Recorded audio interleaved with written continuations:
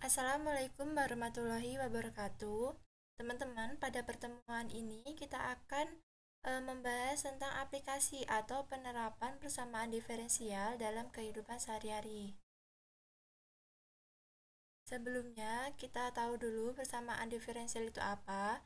Jadi, persamaan diferensial adalah persamaan matematika untuk fungsi satu variabel atau lebih yang menghubungkan nilai fungsi itu sendiri dan turunannya dalam berbagai orde. Persamaan diferensial memegang peranan penting dalam rekayasa, fisika, ilmu ekonomi, dan berbagai macam disiplin ilmu. Kemudian, persamaan diferensial muncul dalam berbagai bidang sains dan teknologi, bila mana hubungan deterministik yang melibatkan besaran yang merubah secara kontinu dimodelkan oleh fungsi matematika dan laju perubahannya dinyatakan sebagai turunan diketahui atau dipostulatkan.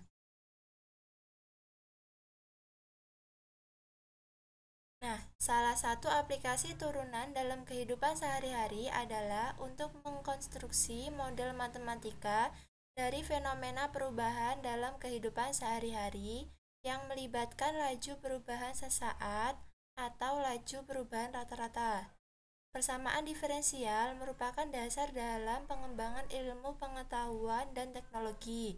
Contohnya, peluruhan zat radioaktif, pertumbuhan, dan penyusutan populasi, pemanasan dan pendinginan, penguapan, perilaku arus listrik dalam suatu rangkaian listrik, gerak dalam medan gravitasi, dinamika harga pasar, pertumbuhan keuangan, dan dinamika harga saham, pengaturan dosis obat, serta pembelahan sel.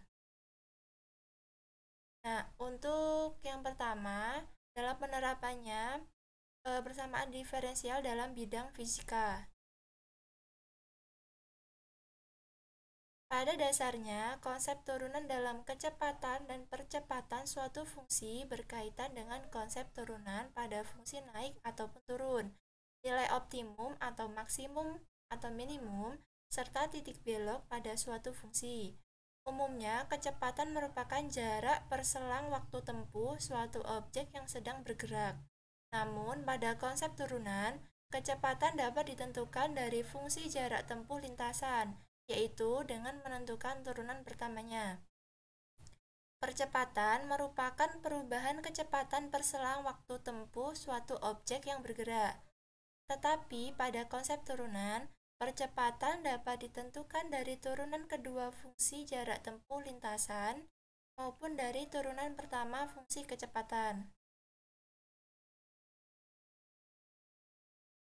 Lalu, menentukan kecepatan dan percepatan sehingga sering digunakan dalam pekerjaan dan penelitian yang membutuhkan ilmu fisika. Percepatan juga digunakan dalam menghitung laju percepatan pada kegiatan lempar lembing, lempar cakram, dan menembak. Setiap waktu dan percepatannya mempunyai nilai yang dapat diketahui melalui turunan. Sebagian besar rumus pada fisika menggunakan konsep turunan, salah satunya adalah GLP dan juga torsi. Newton merupakan salah satu seorang fisikawan yang menggunakan turunan untuk menemukan rumus pada hukumnya yang kedua. Kemudian, penerapan yang kedua persamaan diferensial ada dalam dunia penerbangan. Pada bidang penerbangan, turunan atau diferensial mempunyai fungsi terpenting untuk menentukan laju atau v pesawat dengan cepat. Nah, di mana v adalah turunan pertama dari jarak ya teman-teman. Kemudian pesawat akan mengikuti navigasi dari tower yang berada di bandara.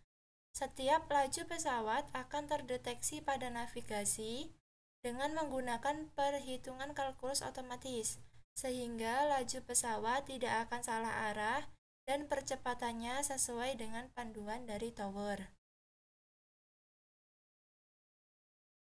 Kemudian, untuk penerapan persamaan diferensial yang ketiga ada pada bidang ekonomi.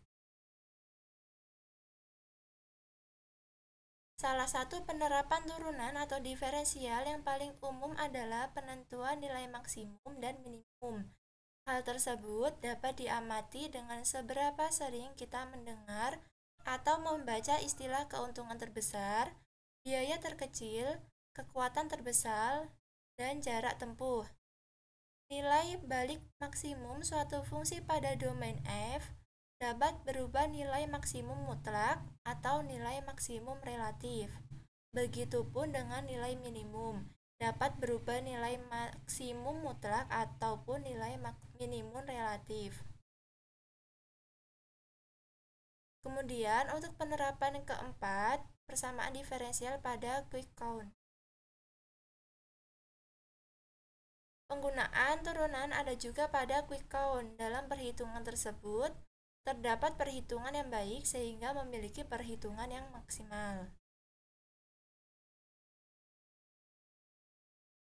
Kemudian, ada penerapan yang kelima, persamaan diferensial dalam bidang konstruksi.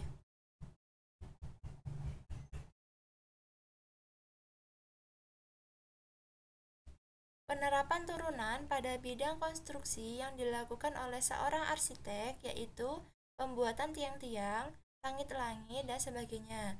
Menggunakan turunan ini sehingga nantinya bangunan akan terlihat cantik dan kokoh secara optimal.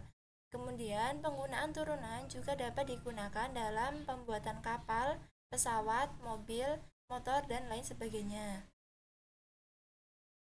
Kemudian untuk penerapan yang keenam, persamaan diferensial dalam bidang kimia.